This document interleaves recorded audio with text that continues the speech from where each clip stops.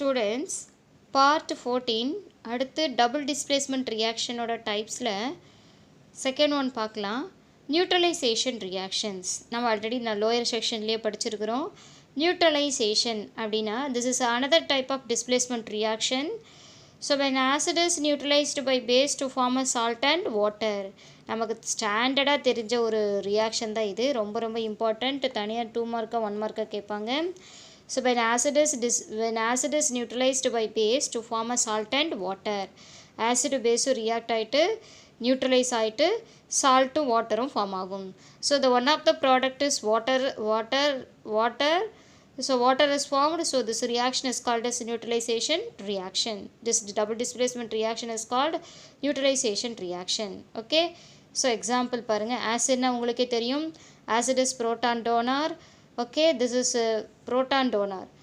Okay, base is proton acceptor or OH minus ion hydroxyl ion donor. Okay va? So this is electron. Acid is electron acceptor. Base is electron donor. Okay va? So இதை பற்றிலாம் நம்ம பின்னாடி இன்னும் நல்லா படிக்கலாம். ஆசிடுங்கிறது H plus கொடுக்கணும் மட்டும் ஞாபகம் வச்சுக்கோங்க. பேஸுங்கிறது என்ன பண்ணும்? பேஸை வந்து வாட்டரில் டிசால்வ் பண்ணால் it gives OH minus ions. பேஸுங்கிறது OH மைனஸ் அயான்ஸை ப்ரொடியூஸ் பண்ணும். ஆசிடுங்கிறது H ப்ளஸ் அயான்ஸை ப்ரொடியூஸ் பண்ணும். ஓகேவா? பாருங்கள். ஸோ ஆசிடுக்கு எக்ஸாம்பிள் ஹைட்ரோக்ளோரிக் ஆசிட் HCl.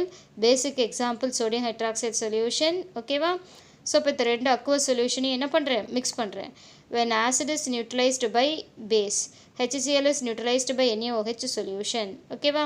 அப்போ என்ன ஆகுது? இங்கே இருக்கிற சிஎலும் இங்கே இருக்கிற என்ஏவும் சேர்ந்து NaCl அக்வ சொல்யூஷனாக மாறிடுச்சு.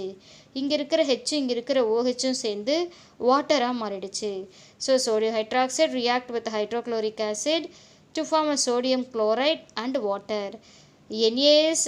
NA இங்கே இருக்கக்கூடிய பாசிட்டிவ் அயானும் இங்கே இருக்கிற ஹெச்சும் டிஸ்பிளேஸ் ஆகுது. NaClோட சேர்ந்து நல்லா கவனிக்கணும் ஸ்டூடெண்ட்ஸ். Na HCl சொல்யூஷன்லேருந்து ஹைட்ரஜனை டிஸ்பிளேஸ் பண்ணுது. அப்போ ஹைட்ரஜனை வெளியே தள்ளிடுது.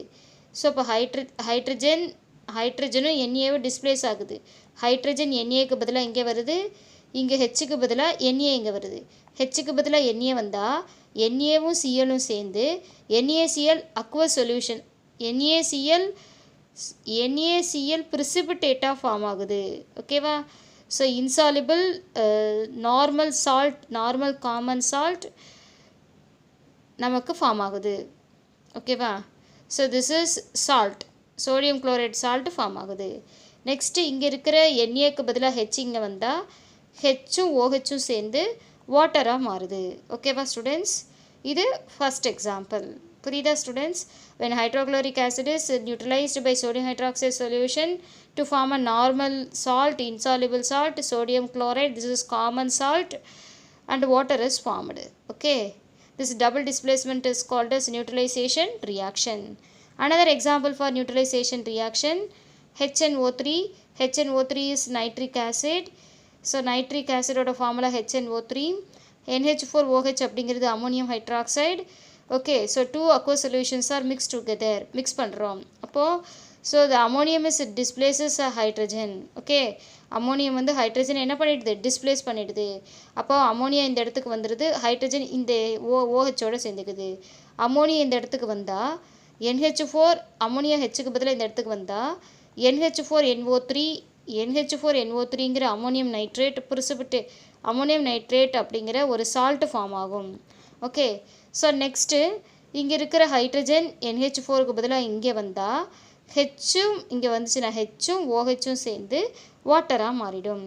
So nitric acid is neutralised by ammonium hydroxide. NH4OH is ammonium hydroxide to form a ammonium nitrate. NH4NO3யோடு சேர்ந்து அமோனியம் நைட்ரேட்டுங்கிற ஒரு சால்ட்டையும் ஓகே அமோனியம் நைட்ரேட்டையும் ஸோ ஹெச்சு இங்கே வந்துச்சுன்னா HOHச்சும் சேர்ந்து வாட்டரையும் ஃபார்ம் ஆகுது. புரியுதா ஸ்டூடெண்ட்ஸ்? புக்கில் பாருங்கள். Neutralisation, what is neutralisation reaction, give one example அப்படின்னா பேஜ் நம்பர் 142ல் நியூட்ரலைசேஷன் ரியாக்ஷனில் இருந்து மேலே அந்த அனதர் எக்ஸாம்பிள் கம்பஷன் ரியாக்ஷனுக்கு மேலே H2O முடிகிற வரைக்கும் எழுதணும். புரியுதா ஸ்டூடெண்ட்ஸ்? தப்பாக எழுதாதீங்க. வீடியோவில் நல்லா வீடியோவை அப்சர்வ் பண்ணுங்கள். தெரியலனா கேளுங்க. பேஜ் நம்பர் 142ல் நியூட்ரலைசேஷன் ரியாக்ஷன் அப்படிங்கிற ஹெட்டிங்கில் இருந்து முன்னாடி அந்த வாட்டர் அந்த கம்பஷன் ரியாக்ஷனுக்கு மேலே வரைக்கும் எழுதணும். 2 எக்ஸாம்பிள் எழுதணும். எக்ஸாம்பிள்ஸை தனியாக 2 மார்க்லேயும் 1 மார்க்லேயும் கேட்பாங்க. நீங்கள் ஃபுல்லாகவே நியூட்ரலைசேஷன் ரியாக்ஷன் அப்படின்னா ஹெட்டிங்லேருந்து H2O முடிகிற வரைக்கும் எழுதுங்க. ஸோ நெக்ஸ்ட்டு ப்ரிசிபிடேஷன் ரியாக்ஷன்னு கேட்டாங்கன்னா ஹெட்டிங்கில் இருந்து அந்த 2 எக்ஸாம்பிள் precipitation reaction ஹெட்டிங்கில் ஸ்டார்ட் பண்ணி when aqueous solution of 2 compounds are mixed, if they react to form an insoluble compound and soluble compound, then it is called precipitation reaction. Because insoluble compound formed as one of the product is a precipitate and hence the reaction is called precipitation reactions அப்படின்னு எழுதிட்டு definition எழுதிட்டு example பாருங்கள். when the clear aqueous solutionலேருந்து அந்த இது வரைக்கும் precipitate lead iodide yellow precipitate is formed அது வரைக்கும் lead iodide is formed அது வரைக்கும் எழுதுங்க. இது என்ன அப்படின்னா what is precipitation reaction and give one exampleனு கேட்டாங்கன்னா இது வரைக்கும் எழுதணும். புரியுதா ஸ்டூடெண்ட்ஸ்? இது ஒரு தனி 2 mark question. So next define double displacement reaction and write the types of double displacement reactionனு கேட்டால் ஸோ ஹெட்டிங்கில் இருந்து ஃபுல்லாக இது வரைக்கும் மெட்டாதிசிஸ் ரியாக்ஷன் வரைக்கும் எழுதணும். ஓகேவா? ஸோ மெட்டாதிசிஸ் ரியாக்ஷன் வரைக்கும் when 2 compoundsலேருந்து ஸ்டார்ட் பண்ணி மெட்டாதிசிஸ் ரியாக்ஷன் வரைக்கும் எழுதணும். And types of double displacement reaction அப்படின்னா இதிலிருந்து இது வரை ஃபுல்லாக. So define double displacement reaction and write the classification of double displacement reaction அப்படின்னா இதிலிருந்து இது வரைக்கும் ஒரு 2 மார்க் கொஷினாக எழுதணும். ஸோ 5 மார்க்காக கேட்குறாங்க. Write note on double displacement reaction அப்படின்னு 5 மார்க்ஸாக கேட்டாங்கன்னா என்ன பண்ணணும்?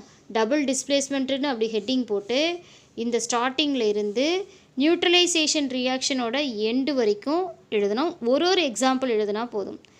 ஓகேவா? நான் என்ன சொல்கிறேன் புரியுதா? 5 மார்க்கில் கேட்டாங்கன்னா டெஃபினிஷன் எழுதிக்கோங்க மெட்டாதிசிஸ் வரைக்கும். அப்புறம் கிளாசிஃபிகேஷன் எழுதிக்கோங்க. ப்ரிசிபிடேஷன் டெஃபினிஷன் எழுதுங்க.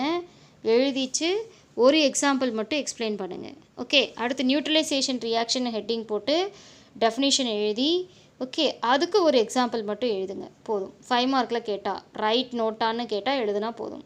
தனித்தனியாக இண்டிவிஜுவலாக கேட்டாங்கன்னா நியூட்ரலைசேஷன் ரியாக்ஷன் கேட்டால் தனியாக இது மட்டும் ஒரு 2 மார்க்கு, ப்ரிசிபிடேஷன் ரியாக்ஷன்ஸுங்கிறது ஒரு தனியாக 2 mark, double displacement or metathesis reaction and classification of double displacement reaction தனித்தனி 2 மார்க் கொஷின். புரியுதா ஸ்டூடெண்ட்ஸ்? சரி, அடுத்து பாருங்கள் important 2 mark question. Combination reaction, difference between the combination reaction and decomposition reaction. So combination ரியாக்ஷனுக்கும் decomposition ரியாக்ஷனுக்கும் இன்பிட்வீனில் இருக்கிற difference. So combination reaction combination reaction one or more reactants combine to form a single product. நமக்கே தெரியும் 2-3 reactant combined ஆகி single product ஒரே ஒரு product form பண்ணால் அது combination reaction. Okay, so decomposition reaction means இதுக்கு opposite. A single reactant is decompose to form a 1 or more product. ஆமாம் தானே ஸ்டூடெண்ட்ஸ்?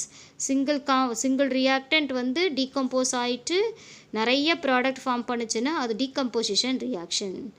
சரி, கம்பைனேஷன் ரியாக்ஷனில் எனர்ஜி என்ன ஆகுது? ரிலீஸ் ஆகும். ஓகே, பட் டீகம்போசிஷன் ரியாக்ஷனில் எனர்ஜி என்ன ஆகும்? அப்சர்வ்ட் ஆகும். புரியுதா ஸ்டூடெண்ட்ஸ்? சரி, கம்பைனேஷன் ரியாக்ஷனில் வேறு என்ன நடக்குது? Element or compound maybe reactants. So reactant எப்படி இருக்கலாம்னா எலமெண்ட்டாகவும் இருக்கலாம், காம்பவுண்ட்ஸாகவும் இருக்கலாம். Okay, so elements or compounds maybe reactants means elements or compound ரியாக்டண்ட்டாக ஆக்ட் ஆகலாம். பட் இங்கே டீகம்போசிஷன் ரியாக்ஷனில் பார்த்திங்கன்னா சிங்கிள் காம்பவுண்ட் டீகம்போஸ் ஆகுது இல்லையா? அந்த டீகம்போஸ் ஆகிற காம்பவுண்ட் என்னவாக இருக்க முடியும்னா ஒரே ஒரு சிங்கிள் காம்பவுண்டு மட்டும்தான் ரியாக்டண்ட்டாக இருக்க முடியும். ஓகேவா? இங்கே எலமெண்ட்டும் காம்பவுண்டும் கம்பைன்ட் ஆகிட்டு ரியாக்டண்ட்டாக கம்பைன்ட் ஆகிட்டு கம்பைனேஷன் ரியாக்ஷன் நடக்கலாம். பட் இங்கே single compound only is decomposed. So single compound is a reactant. இது ஒரு தனி 2 மார்க் கொஷின். ஓகேவா? புரியுதா ஸ்டூடெண்ட்ஸ்? நல்லா தெளிவாக படிங்க. ஹோம்ஒர்க்ஸ் எல்லாம் கரெக்டாக செய்யுங்க. ஹோம்ஒர்க்ஸுக்கு ஆன்சர் எல்லாம் ரொம்ப ஷார்ட்டாக எழுதுறீங்க, அதெல்லாம் பத்தாது. கரெக்டாக வீடியோஸை பாருங்கள், எந்த பாயிண்ட்லேருந்து எது வரைக்கும் எழுத சொல்லியிருக்கோங்கிறத பாருங்கள். ரெகுலராக 1 5 மார்க் அண்ட் 1 2 மார்க்ஸ் கொடுப்போம். கரெக்டாக ஹோம் ஒர்க்கை சென்ட் பண்ணுங்கள். ஓகே.